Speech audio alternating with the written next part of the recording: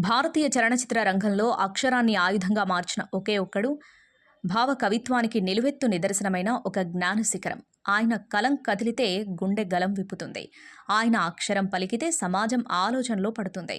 తెలుగు సినీ గేయ ప్రపంచాన్ని తన పదాల పల్లకితో నెక్స్ట్ లెవెల్కు తీసుకెళ్లిన సిరివెన్నెల సీతారామశాస్త్రి జయంతి మే 20. ఈ అరుదైన శుభ సందర్భాన్ని పురస్కరించుకుని ఆయన కవితా ప్రస్థానాన్ని గుర్తు చేసుకుందాం. విశాఖపట్నం జిల్లా అనకాపల్లిలో 1955 మే 20న జన్మించిన చెంబోలు సీతారామశాస్త్రి చదువుకునే రోజుల నుంచే సాహిత్యంపై విపరీతమైన పట్టు సాధించారు. చిన్నతనం నుంచే కవిత్వం రాయడం, భగవద్గీత, పురాణాలను అవపోసన పట్టడంతో ఆయన అక్షరాల్లో ఒక అద్భుతమైన గాంభీర్యం అలవడింది. ఎంఏ చదువుతున్న సమయంలోనే ఆయన రాసిన కవితలు ప్రముఖ creative director Kalatapasvi K. Vishwanath దృష్టిని ఆకర్షించాయి. సమాజానికి ఒక మంచి సందేశాన్ని ఇస్తూనే సంగీతానికి ప్రాధాన్యత ఉండే ఒక పవర్ఫుల్ సినిమా కోసం ఒక కొత్త కలం వెతుకుతున్న విశ్వనాథ్కు సీతారామశాస్త్రి రూపంలో ఒక గోల్డెన్ వెపన్ దొరికినట్లయింది.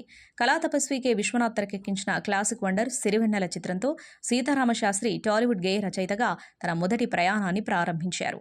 ఆ సినిమాలో ఆయన రాసిన విధాత తలుపున అనే ఆ ఒక్క పాట తెలుగు ఇండస్ట్రీ హిస్టరీలోనే ఒక అద్భుత మైల్ స్టోన్గా నిలిచిపోయింది.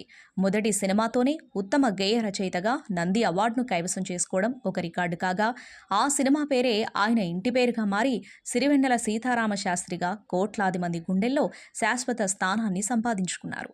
ఆయన సినీ ప్రస్థానంలో కమర్షియల్ హంగులతో పాటు సమాజాన్ని మేల్కొలిపే విప్లవాత్మక గీతాలు ఎన్నో వెలువడ్డాయి. శృతిలయలు, స్వయం కృషి, స్వర్ణకమలం లాంటి క్లాసిక్స్ నుంచి రుద్రవీణలో ఆయన రాసిన నమ్మకు నమ్మకు అనే పాట వినే ప్రతి ఒక్కరిలోనూ సామాజిక చైతన్యాన్ని రగిలిస్తుంది. ఒకవైపు క్లాసికల్ రాగాలకు దీటుగా పదాలల్లుతూనే మరోవైపు గాయం సినిమాలో నిగ్గదీసి అడుగు అంటూ అవినీతి వ్యవస్థపై ఆయన కలం చేసిన యుద్ధం తెలుగు సినిమా ఉన్నంత వరకు నిలిచిపోతుంది. సిరివెన్నెల కలం నుంచి కేవలం సీరియస్ సాంగ్స్ మాత్రమే కాకుండా కుర్రకారును ఉర్రూతలూగించే మోడ్రన్ ట్రెండింగ్ మెలోడీలు కూడా వేల సంఖ్యలో వచ్చాయి. దాదాపు 3 దశాబ్దాల కెరీర్లో 3000కు పైగా పాటలు రాసి టాలీవుడ్ బాక్సాఫీస్ దగ్గర మ్యూజికల్ సంచలనాలను సృష్టించారు. తెలుగు సాహిత్యానికి ఆయన చేసిన అమూల్యమైన సేవలను గుర్తించిన భారత ప్రభుత్వం 2019లో దేశ 4వ అత్యున్నత పౌర పురస్కారం పద్మశ్రీ అవార్డుతో సీతారామశాస్త్రిని గౌరవించింది. దీంతో పాటు తన కెరీర్లో ఏకంగా 11 సార్లు ఉత్తమ గేయ రచయితగా స్టేట్ నంది అవార్డులను అందుకోవడం ఆయన ప్రతిభకు నిలువెత్తు నిదర్శనం. దురదృష్టవశాత్తు 2021 నవంబర్ 30న ఈ అక్షర బ్రహ్మ భౌతికంగా మనకు దూరమైనప్పటికీ ఆయన రాసిన పాటల రూపంలో నిరంతరం మన మధ్య జీవిస్తూనే ఉన్నారు. ఆయన చివరగా దర్శకధీరుడు రాజమౌళి ప్రతిష్టాత్మక చిత్రం RRRలో రాసిన దోస్తీ పాట అంతర్జాతీయ స్థాయిలో మార్మోగడం విశేషం.